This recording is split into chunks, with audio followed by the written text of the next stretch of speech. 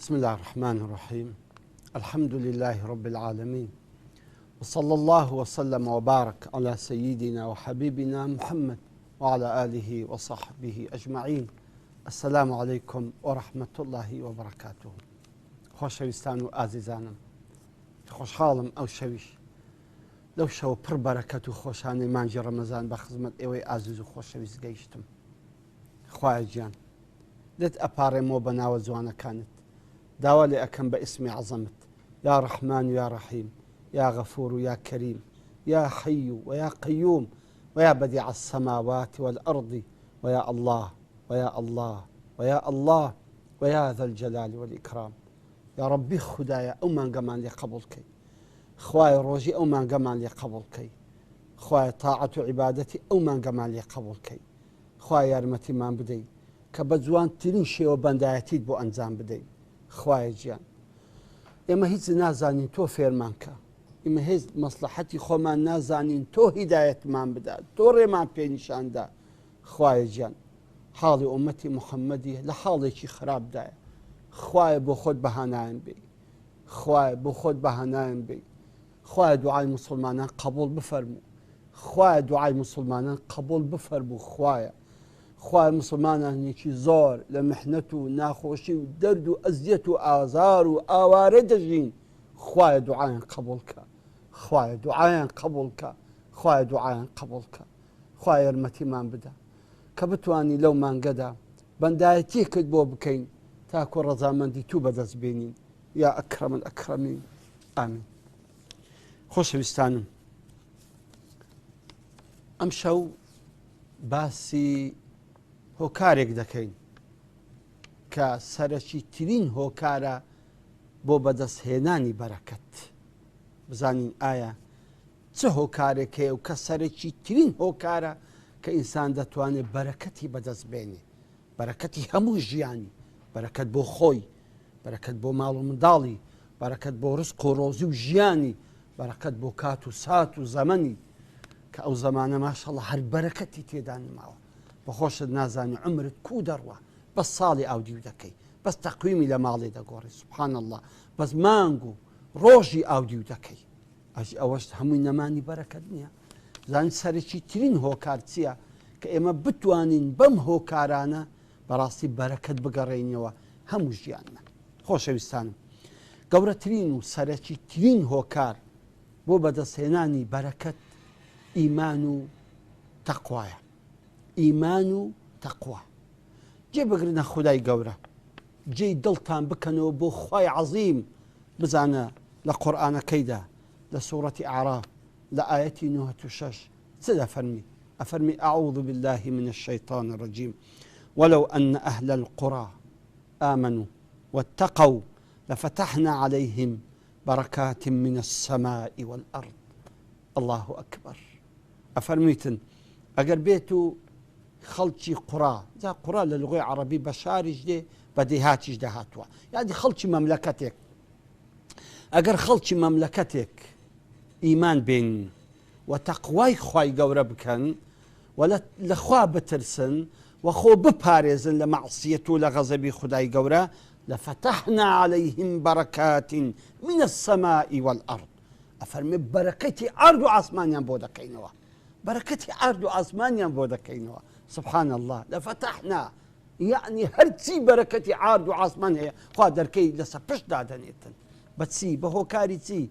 ولو أن أهل القرى آمنوا واتقوا. ئیمان بێنن ئازیزم، واتقوا، لە خوش بترسن. ممکن بڕێما مەسادی ئەمە هەموو ئیماندار نین. ئازیزانم، ئیماندارین، بەڵام زۆر جاران ئیمانەکەمان خەلەلی تێدایە، ئیمانەکەمان شرکی تێدایە، ئیمانەکەمان بدعی تێدایە، ئیمانەکەمان کرچ و کاڵی تێدایە، ئیمانەکەمان زوعفی تێدایە. ئێمە دەبی بە ئیمانی خۆمان دابچیدەوە. بەڕاستی زۆر جاران تووشی شرک بووین، هەر نازانین کە ئەمە شرکە. دەبی ئێمە بە ئیمانی خۆمان دابچینەوە. دەبی ئەو ئیمانی کە تۆ هەرزگرتووە و خۆت بە ساحێبی ئیمان دەزانی، وەرە مڕازایەکی بکە، وەرە لە خزمەت مامۆستایان دەدا بنیشە و بزانە ئەو ئیمانەی تو لە چێوە پێی کەوتووە، لە چێوە زوعفی هێناوە، لە چێوە کونی لێ بووە. واتقوا، ئەم ئیمانە وەت لێ بکە، دوور بکەوە لە مەعسیەت، دوور بکەوە لەو شتانەی کە ئەبێتە غەزەبی خوای گەورە. ئەو جا خوای گەورە ئەفەرمێن لە فەتەحنا کاتێک ئەوان ئەو هایان کرد ئێمەش بۆ جەوابی ئەوان لە فەتەحنا عەلەیهیم بەرەکات من السەماء والأرض. بەڕاستی ئەو کات ئێمەش هەرچی بەرەکەتی عارد و ئاسمانە دەیخینە سەر پشت و بۆیان ئەکەینەوە. لە حەدیثێکی قودسی داهاتووە کە خوای رب العزة أفرمي يا ابن آدم أي بني آدم تفرغ لعبادتي أملأ صدرك غنى وأسد فقرك. أفرمي أي بني آدم تو خود يقلاكوا لبو عبادتي من بو زي بذكرني فرمانكاني من بطاعة عبادت خود مشغول بك أمن تسلي دكم أملأ صدرك غنى ضلت دورة من دكم ضلت وباشا وأسد فقرك وفقيري شدنا علم عزيزم كواتا قورتين هو كان بوي بركات بقريتوا خريق بونتا بعبادة خوا پرستی خريق بونتا بزي كردين فرماني خوا بيغمبري خوا أو رمضان يقله كاري أم بركتي أم رمضاني السحور كردنا باشا وكردنا تسحروا فإن في السحور بركة پیغمبری نازار فرمی صلی الله عليه وسلم تسحروا ایو پاشیو بخون پاشیو لبروی لپاشیو برکت ده هەیە. ئازیزانم گەورەترین هۆکاری برەکەت نوێش کردنە چکە نوێش کردن قیمەی عیبادەت و بەندایەتی کردنە بەرامبەر خوای رب العالمین. ئەو پەڕی زیدلەت و زەلیلیە بەرامبەر خوا نیوچەوانێک کە نابێ لۆ عەبدی بەشەری شۆڕکەیتەوە بەڵام بۆ خاڵقی عارد و عاسمانی لە عاردی ئەتاتەنێ. ئەو نیوچەوانە کە عەزیزترین جێی ئینسانە کە نابێ ئینسانە سەر بۆ هیچ شتێک شۆڕکە ئەبێ بۆ ئەو خودایی شۆڕ بکە. کەواتە لە نوێژدا تۆ لە قیمەی عیبادەت و بەندایەتی و خوشوع و خوضوعی بەرامبەر خودای گەورە. بەڵام بۆ ئەو نوێژانی ئێمە بەرەکەتی نماوە، بۆ ئەو نوێژانی ئێمە ڕوحی تێدا نماوە، بۆ ئەو نوێژانی ئێمە تام و لەزەتی تێدا نماوە. چکە نوێژەکە ناکەین وەکو نوێژ، نوێژەکە ناکەین وەکو کە خوا و پێغەمبەر فەرمانمان پێ ئەکا، نوێژەکە هەلە کۆڵی ئەکەینەوە.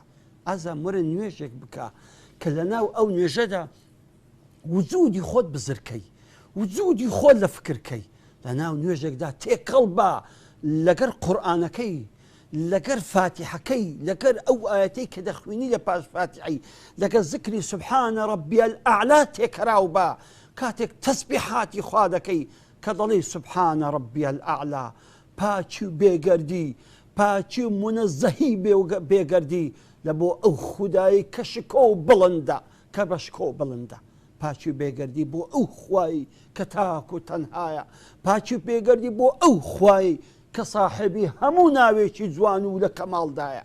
تۆ بەو شێوە زکری خوا بکە لە سوزدە و لە ڕکوعەکانتدا، لە تەحیاتتدا. چە ئازیزانم واللهی نوێژ هەر کەسێک بە مەزبوطی بکە خوا ئاگای لێ هەموو بەرەکەتی و عمری دەگەڕێتەوە.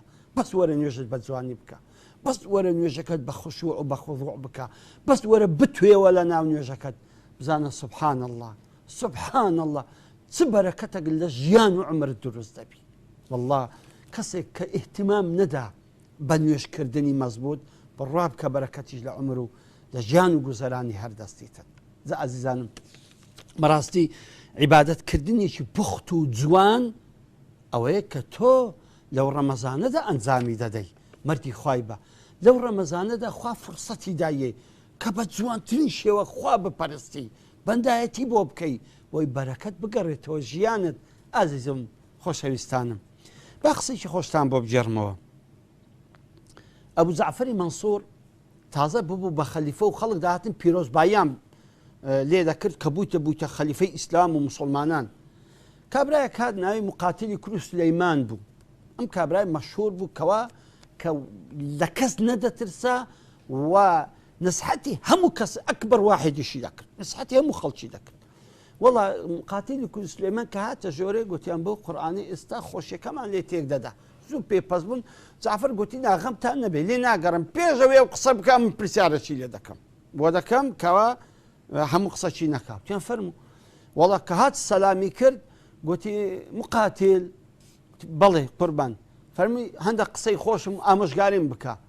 فەرمی قوربان ئامۆژگاریت بکەم بەوەی کە بیستیتم یان بەوەی کە دیتیتم؟